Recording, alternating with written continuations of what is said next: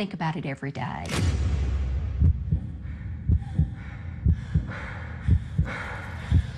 She really wasn't supposed to be there. I'm not gonna hurt you. There's the only way to describe it as a sick feeling. It was so innocent. Tara Anderson arrives for her usual shift at Captain D's. This Sunday, she finds it strange that the door is locked. Her boss should be there by now, and the chair should be down for the Sunday lunch crowd. But the place looks empty. Tara tries calling the restaurant. No answer. Something is wrong. She calls the police. An area manager shows up about 20 minutes later with a key. Steve! You really can't tell anything had occurred. It's very clean. The cash registers are closed. The safe is closed.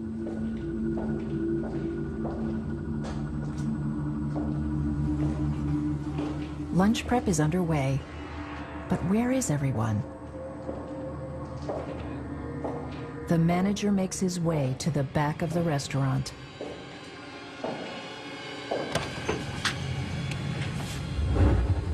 Opens up the cooler and he finds the bodies. Hey! Hey! Hey!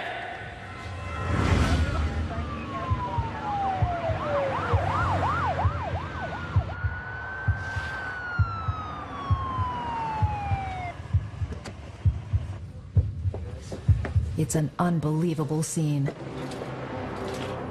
Homicide detective Pat Postiglione is assigned to the case. You could tell that the victims were shot as they were lying down. They were shot several times each. It is overkill. The dead employees are 16-year-old Sarah Jackson and the restaurant's manager, 28-year-old Steve Hampton, a father of 3.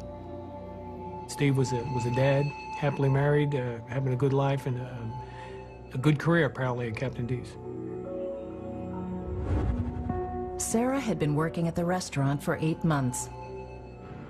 Across town, a police officer delivers the news that breaks her mother's heart. He asked me if I was Sarah Jackson's mother. And I said yes. And he told me that there'd been a robbery and that they had been found shot in the cooler. And I said, is she dead? And he said, yes. Sarah was your typical teenage girl. She was going to school, working, had just bought a car and had it for 2.5 weeks. And she was the happiest she could be with that car. Just your typical teenager. Detective Postiglione learns $7,500 in small bills and coins is missing. Not a lot of money to die for. These victims, we suspect, were convinced that we're going to put you in a cooler, I'm going to rob you, and I'm going to be out of here. They went in there, and then they were killed immediately. Didn't have any time to react. If you think about what she had to have felt, you know, it's not good. Who could commit such a heinous crime? A suspect clever enough to lock the door behind him. Which would give you a lot more time to get away. It's all delaying the discovery of the victims is what that's about. The execution of Sarah Jackson and Steve Hampton shocks all of Nashville. It's a tragedy. You don't expect to get out of church on Sunday and find out that one of your members has been shot. As police are working to piece together what happened, co-workers and friends are just trying to understand why anyone would murder a helpless teenager and a father of 3. Investigators ask employees if anything unusual happened recently. Staff from the night before say a man came in shortly after closing time looking for a job. He said he was a cook. He said he wanted to work for Captain D's. They'll take a look at it tonight. They gave him a job application. You know what? He left with a job application. Employees pour through hundreds of police photographs. Not one of them sees the job applicant. but they can describe him. They said he was a big, tall male white, possibly in his 20s and 30s. They described him being very muscular. The police learned Sarah Jackson left for work at 8:30 in the morning, arriving at Captain D's 10 minutes later. Around 9, a woman on her way to church notices some activity at the restaurant entrance.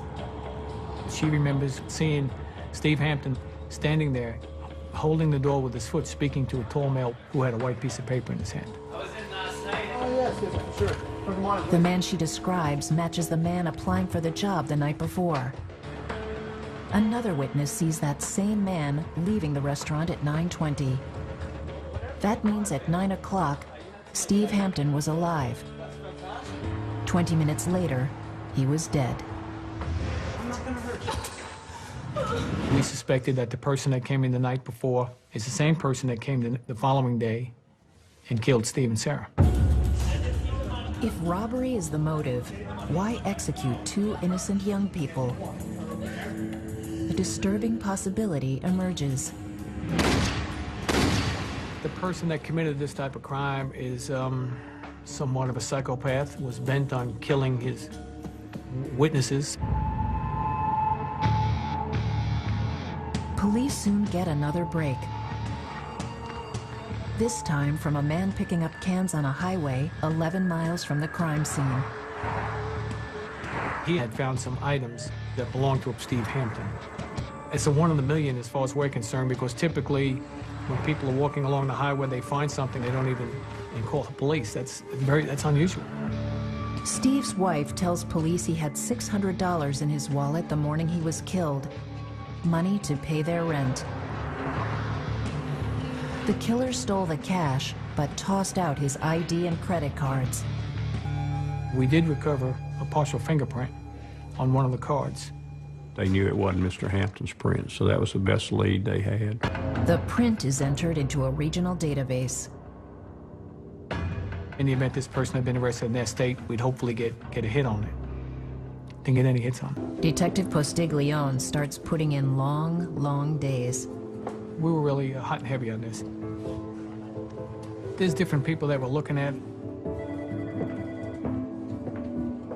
We're trying to deal with the families. We're trying to assure them that we're going to find the person that did this to their loved ones.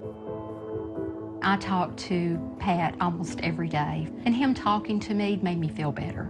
Even if he didn't have any new news, just talking to me helped. What the detective does not tell Sarah's mother is a growing fear. This is nothing that we get on a regular basis. It's very unique. Based on the nature of the crime, this person may do something like this again. 5 weeks later, he does. 911 emergency, Carter. This is 911. What's wrong? The murders of fast food workers Steve Hampton and Sarah Jackson are wildly out of character for Nashville, Tennessee. Still got a lot of people treat you like you're in a small town. A lot of people know each other. This is Music City, usually fun, laid back, easygoing. Not now. Now, Nashville is scared to death. It paralyzed the city because you have two completely innocent victims just gunned down like this for robbery. It was almost unheard of. This is 911. Hello, this is 911. What's going on? Somebody what? What's wrong?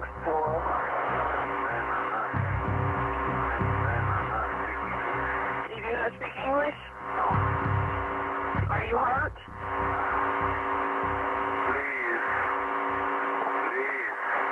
Do you need an ambulance? The dispatcher traces the call to a McDonald's on Lebanon Road, 2 miles from Captain D's. The police get there. It looks like there may be someone inside. That's when they break the glass.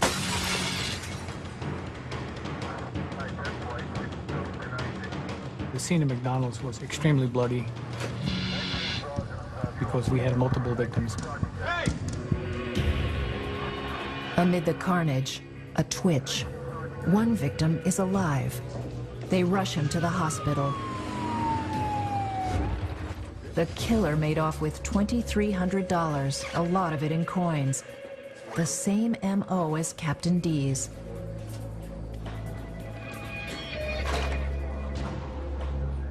There's only way to describe it as a sick feeling. Please don't tell me this is still going.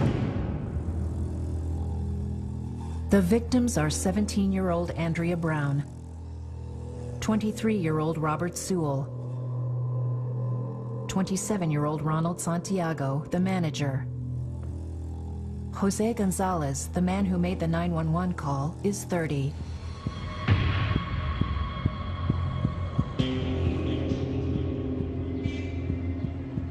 Gonzalez is the only witness, and his life hangs by a thread. He was critical, extremely critical. Police worry the killer may try to silence him for good. We had him under protective custody, 24 hours a day, 7 days a week, and he was never out of our sight. Once again, Nashville is gripped by fear. The entire city is in a panic. Here are 5 innocent people that have been executed for really no apparent reason. Fast food workers quit in droves. People were really getting antsy about the risk of working in fast food restaurants. Parents would be hesitant about their kids working these fast food type jobs. And there was definitely a mood and an air. With 5 young people dead and a killer out there somewhere, the police are feeling the heat. The chief is asking us every day what's happening, and we're just focusing and concentrating on solving these crimes. They felt probably if they could have solved the first one, maybe they wouldn't have had 3 other victims, so they were really running themselves on the ground trying to solve the case. You can't help but become involved because it's so innocent.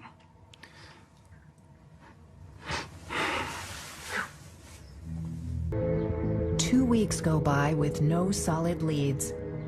Investigators' hopes rest on Jose Gonzalez, the lone survivor of the bloody massacre at McDonald's. He was only able to motion with his hands, and we asked him, how many people did this to you? He held up one finger. Was he white or was he black? Hold up one finger for white, 2 fingers for black. He held up one finger, he was white. As Gonzalez recovers, he describes in more detail what happened that night at closing time. At 11 o'clock, the 4 McDonald's employees are about to leave. He waited till the restaurant was closing. He was waiting outside with a gun, forced them all back. He orders the manager to open the safe. Then he herds the employees into the cooler. Once they got in there and they realized what was going on, they understood that this was probably the same guy from Captain D's.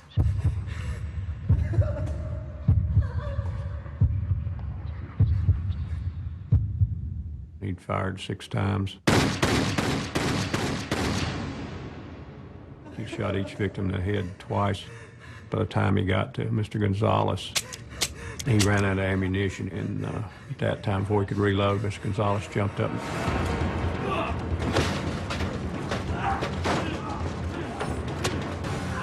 Jose grabbed him around the waist, and he was doing the best he could.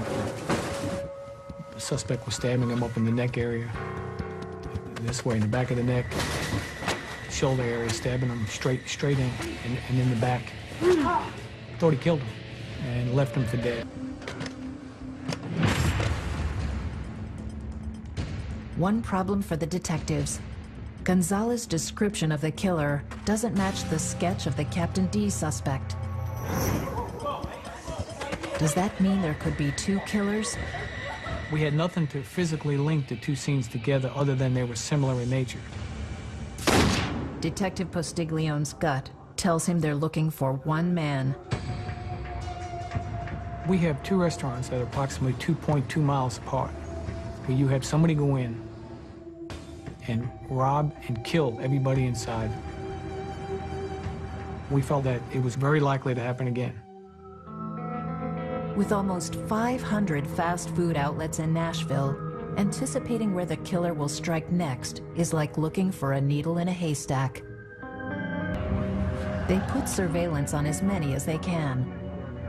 We had to pick and choose places we thought that this person may go after. We had 20 to 30 detectives working on a regular basis, hoping that this person would try to hit them while we were there. But unfortunately, that didn't occur. It's the biggest manhunt in Nashville history. But 2 months after the Captain D's killings and the slaughter at McDonald's, all police have is a partial fingerprint and 2 different composites. There's not a single suspect in sight. The police had made a huge thing of, what a big effort they were making. I think they would have to acknowledge they were somewhat embarrassed by, here's this guy walking around for weeks and weeks, and nobody had any idea he was in their midst.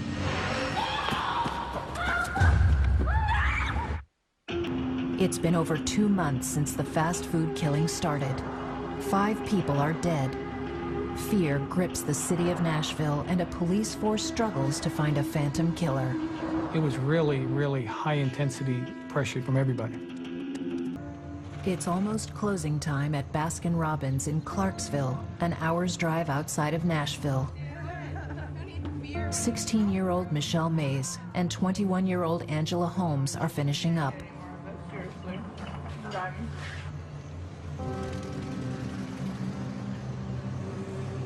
Michelle calls her mom to arrange a ride home.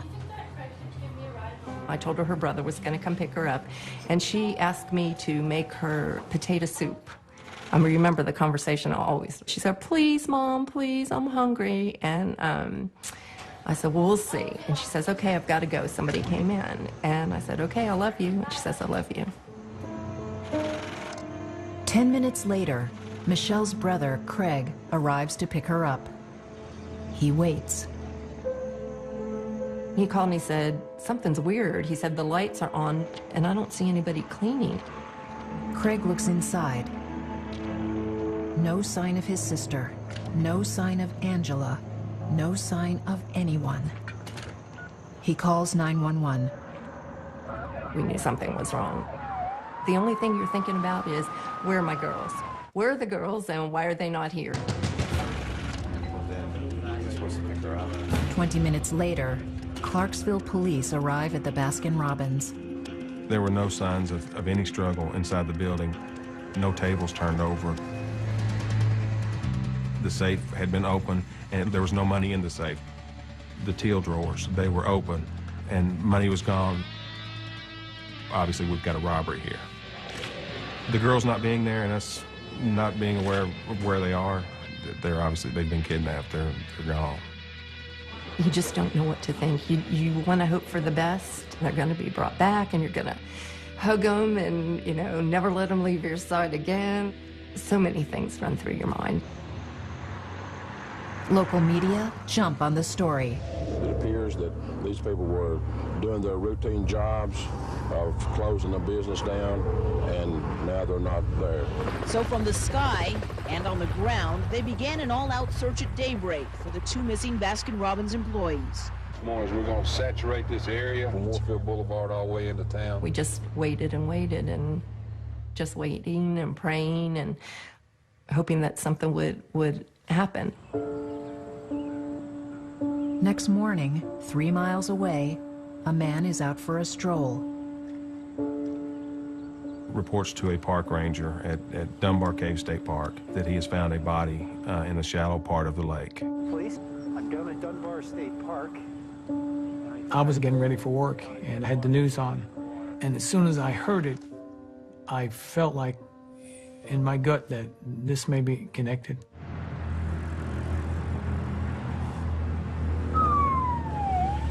Angela Holmes was found in a very shallow area next to the bank in a face-down position. Police discover Michelle's body in the woods, 100 feet from Angela. Both of the girls suffered stab wounds, and then a knife cut to the throat. Multiple stab wounds. Skull here. It was like 1 o'clock in the afternoon, and a neighbor of ours was listening on the radio. They found some bodies at Dunbar Cave. So a man walking his dog. I knew, you know, we just knew. She wanted to be a marine biologist. She always told me that she was going to be famous one day. I don't know where she got it, but she talked all the time. She never stopped. I used to say, Michelle, please just be quiet for 1 minute. You know, and now I would give anything just to hear her voice again. I said, this is Kim, and they said, we're calling about Angie's,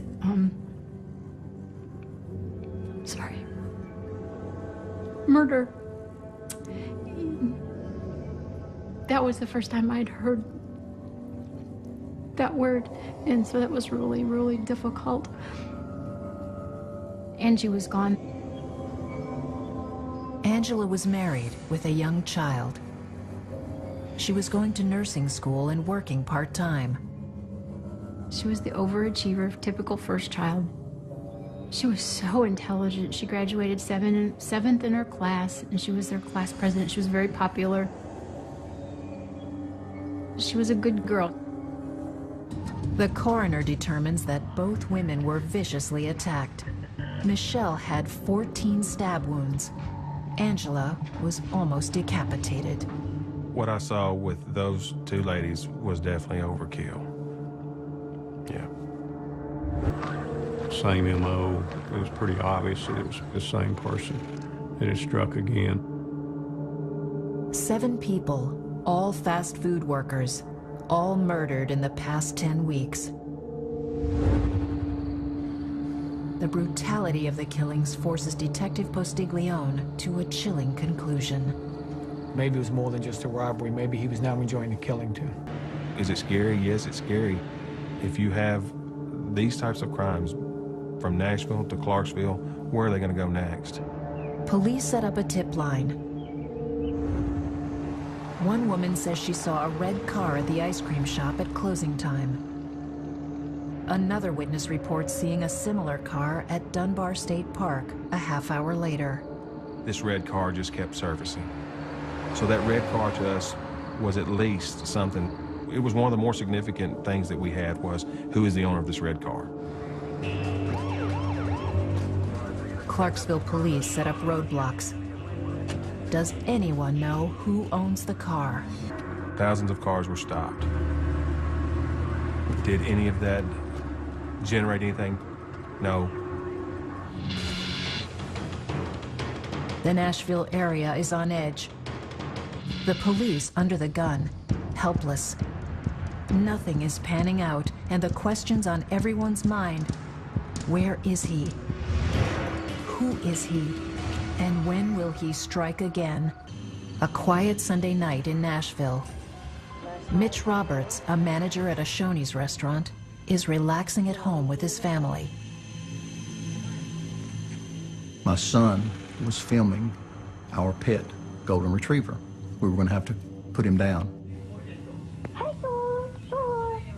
And all of a sudden you hear a knock on the door, and he pans the camera up and looks. We had our front door open and just the solid glass storm door, and Paul standing in the door waving. Paul Reed was a short order cook at Shoney's until Mitch fired him. He's totally unexpected. Yeah.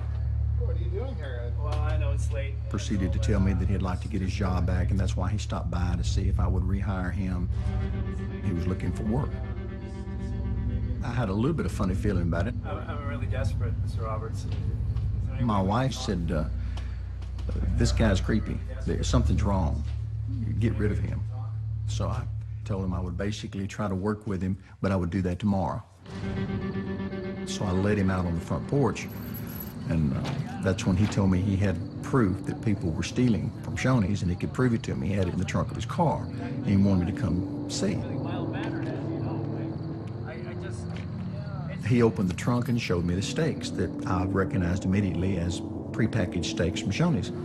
And your employees have been stealing from you. He was driving a small red car, and it clicked. That's what they were looking for in the murders and investigation. Mr. Roberts, I gotta deal with this now. You know what, Paul? knew that I needed to try to get back in the house, to get away from him. He ran around in front of me and pulled a gun. This is not a laughing matter, Mr. Roberts. And took a pair of handcuffs out of his pocket and handed them to me and told me to put them on. I need you to put those on for me. And I told him, I said, Paul, this is a joke, it's not funny. Then he said, it's not a joke. Mr. Roberts. I'm not saying I was brave, I was scared to death. And I said, now I'm going back in the house. You call me tomorrow. And I walked away from him. And as I got to the steps on the front porch, I thought, you might ought to look and see what he's doing.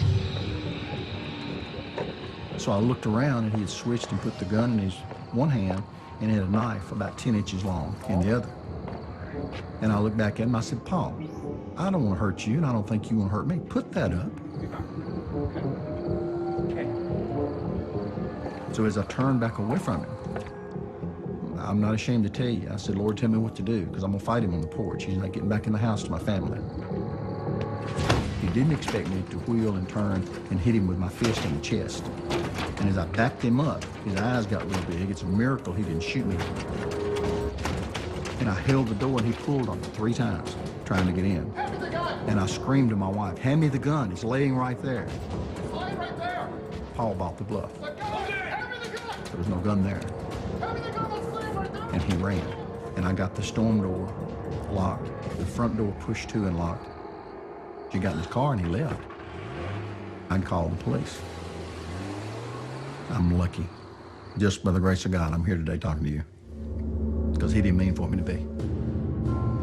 Well, he was asking me to put the handcuffs on and You want to put the handcuffs on yourself? A deputy came out, we filed a report, and as the deputy was leaving, my phone rings. It's Paul. Reed wants to know if he can patch things up. Mitch says yes. Yeah, I'll be here. And so I talked him into coming back. The officer at the scene calls for backup. They wait. 45 minutes later, Reed returns with another man in a pickup truck.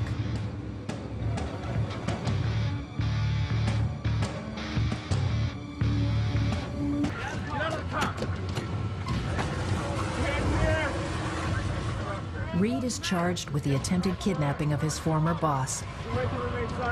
Mitch Roberts is stunned. This isn't the Paul Reed he knows. He was a very well-mannered young guy. He always said yes, sir, no, sir, when I asked him something. Always wanted to work more, would stay late, later than his shift called for if I needed him to. He was a example employee. Until one day in February of 1997. He threw one of the plates, serving plates, at the dish machine and hit a young lady. I dismissed him and told him to go home, that was unacceptable. The next morning, Steve Hampton and Sarah Jackson are gunned down in Captain D's. Nashville police run a routine check to see if Reed has any priors. In Texas, he had been in prison for armed robberies, similar type fast food restaurants in Houston. Witnesses in those restaurants put Reed behind bars. He served 7 years of a 20-year sentence. He was paroled in 1990. Can Nashville detectives tie him to the murders of 7 young people at fast food restaurants in their city? In the interrogation room, detectives can't get straight answers. He was overly polite, and he seemed to be very much fixated on whether we would like him or not like him. And you shouldn't be friends. And if I'm the killer and I'm the murderer and I'm the one who's going to execute you, I guess you really shouldn't be my friend either, because it's not right. I'm just trying to say that I just don't want you to be biased. I'm still a human being. You said if I am the killer. What exactly does that mean? I mean, what? Well, maybe I can rephrase it another way. Let's say that let's say I am the killer. I don't want you to just hate me. I still want you to be able to show me. No, sir. No, sir. I think to a degree you're messing with us. No, sir. I'm not trying to play I wish you wouldn't have said that, because I don't want to tarnish our relationship. Very bizarre individual. One of the most bizarre I've ever come across. I've been in this business for 20 years. There are a few times where the hair on the back of your neck would raise, and that's what I got from this guy. This guy, to me, gives off just an evil aura about him. Police will need more than a bad feeling to nail Paul Reed for the fast food murders. And when you guys, I try to really be a little bit more open and communicative with y'all because I really want y'all to see the whole picture. I really want y'all to know the whole story. Nashville holds its breath as investigators try to tie a 39-year-old Texas parolee to the murders of 7 people at local fast food restaurants. First, the fingerprint found on the video rental card belonging to Captain D's manager, Steve Hampton, matches Paul Reed. It's jubilation. You've been working on this every single day, 7 days a week, just constantly trying to figure out who did this to these victims. And then you finally get that hit. Next, Detective Postiglione calls in Jose Gonzalez, the lone survivor of the McDonald's murders. He was able to make a positive ID. That's the person who came into McDonald's and did this. Finally, a search of Reed's home turns up damning evidence in the Baskin-Robbins killings.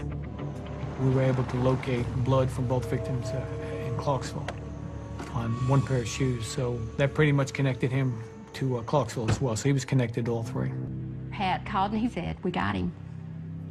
I was just very happy. Photos found at Reed's home paint a picture of a man with delusions of grandeur. He had plastic surgery to improve his looks, but he couldn't do anything about his eyes. His eyes are just dead to me. When you see a great white shark with his eyes, you know, it's kind of the same look. He moved to Nashville to be a country music star and even had a demo.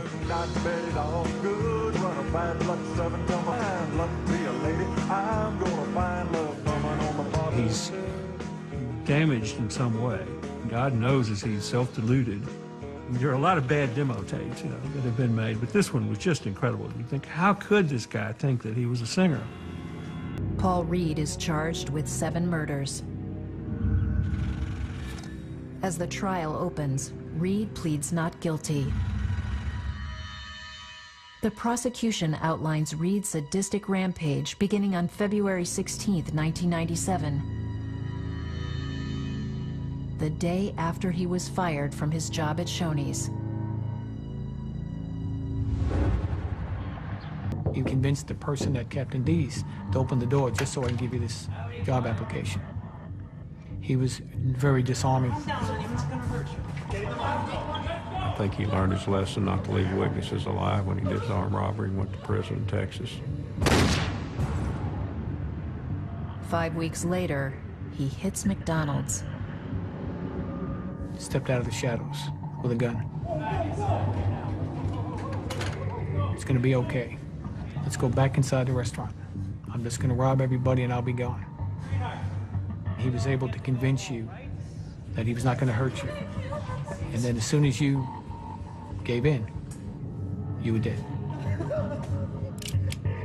He lost control totally, and eventually he began to enjoy the killing more so than he did the robbery. By the time he enters the Baskin-Robbins a month later, Michelle Mays and Angela Holmes don't stand a chance. One of the victim's brother was coming to pick him up. She may have said something. Got them to go out into his car, and he drove them to Dunbar Cave. Both girls were being walked down the path to a very dark, secluded area. Michelle knew a friend in the area, in an adjacent neighborhood, and I really believe that she thought if I can run, I can make it to my friend's house and I'll be okay. I think when she tried that, that's when Angela was killed and pushed into the water. Michelle was chased down and killed in the woods.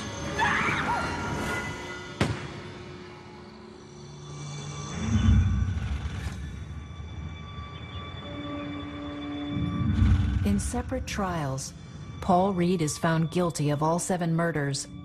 You have been found guilty of first-degree premeditated murder in counts 1, 2, and 3. And sentenced to die by lethal injection. He shows no emotion.